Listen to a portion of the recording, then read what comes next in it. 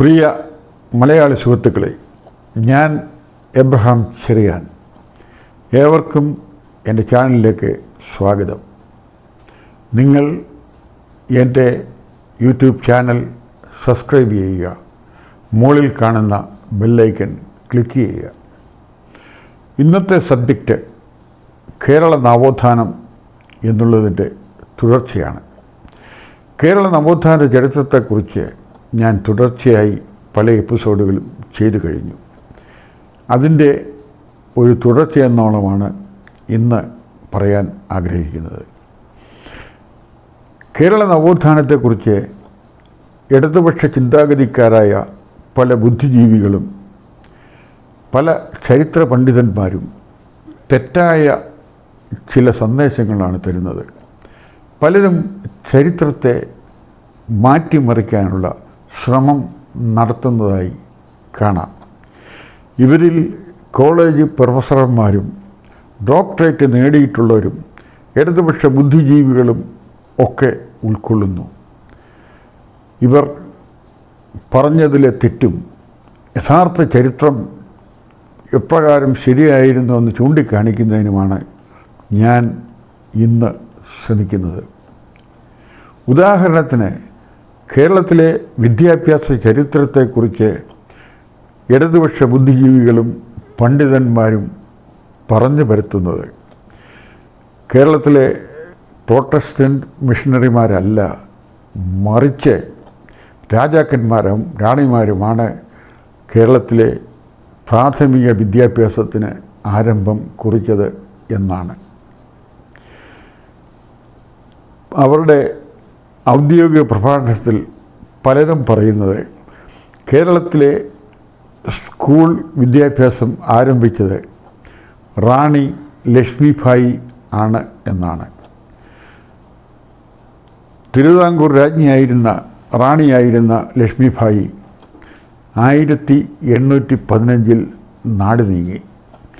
അതിനുശേഷം കേരള ഭരണത്തിൽ അഥവാ തിരുവിതാംകൂറിൻ്റെ ഭരണാധിപത്യം കയ്യേറിയത് അല്ലെങ്കിൽ തുടർന്ന് ഭരിച്ചത് റാണി പാർവതിഭായിയാണ്.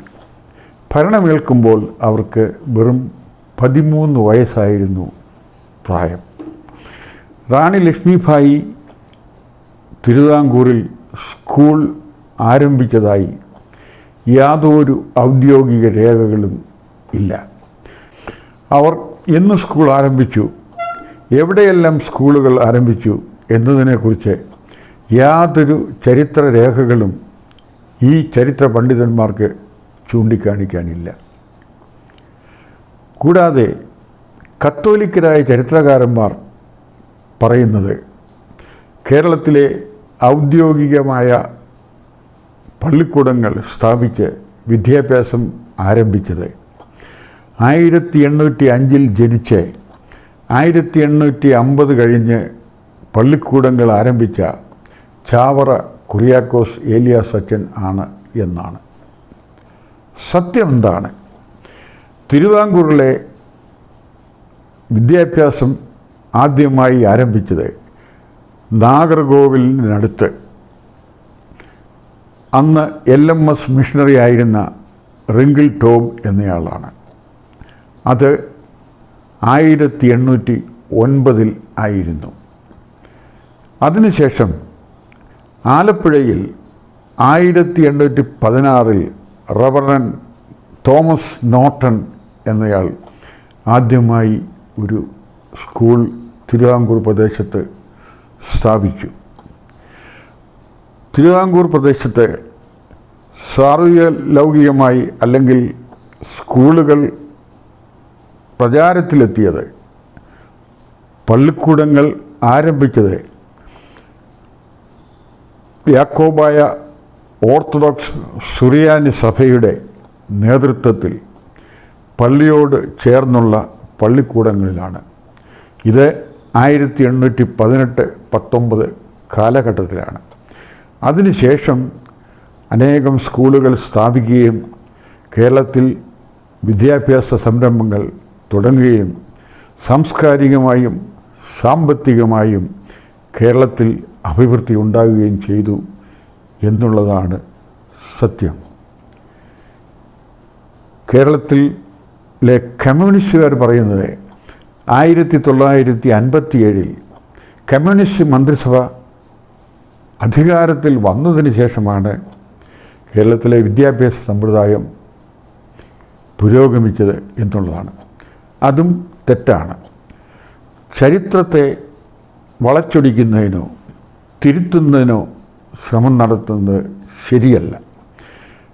പ്രൊട്ടസ്റ്റന്റ് മിഷണറിമാർ തിരുവിതാംകൂറിൽ സ്കൂളുകൾ ആരംഭിച്ചതിനെക്കുറിച്ച് അവർ വിശദമായി ഡയറി കുറിപ്പുകൾ എഴുതിയിട്ടുണ്ട്. അതിൽ പലതും ഇന്നും പല ബ്രിട്ടീഷ് മ്യൂസിയങ്ങളിലും ശേഖരിച്ച് വച്ചിട്ടുണ്ട്. അപ്പോൾ ഇത്തരം ശരിയായ രേഖകൾ ഉണ്ടെന്നിരിക്കെ ഇതിനെ മാറ്റിമറിച്ചുകൊണ്ട് തെറ്റായ രേഖകളുടെ അടിസ്ഥാനത്തിൽ ചരിത്രത്തെ തിരുത്തി കുറിക്കാൻ ശ്രമിക്കുന്നത് വളരെ തെറ്റാണ് എന്നുള്ള സത്യം ചരിത്രകാരന്മാരും ഇടതുപക്ഷ ബുദ്ധിജീവികളും ചരിത്രകാരന്മാരായ പ്രൊഫസർമാരും ഡോക്ടറേറ്റ് നേടിയിട്ടുള്ള അറിവുള്ള ആളുകളും മനസ്സിലാക്കേണ്ടതാണ്. ഇതാണ് എനിക്ക് പറയാനുള്ളത്. തുടർന്ന് വീണ്ടും കേരള നവോത്ഥാനത്തെക്കുറിച്ചുള്ള എപ്പിസോഡുകൾ നിങ്ങൾക്ക് കേൾക്കാവുന്നതാണ്. എല്ലാവർക്കും നന്ദി, നമസ്കാരം.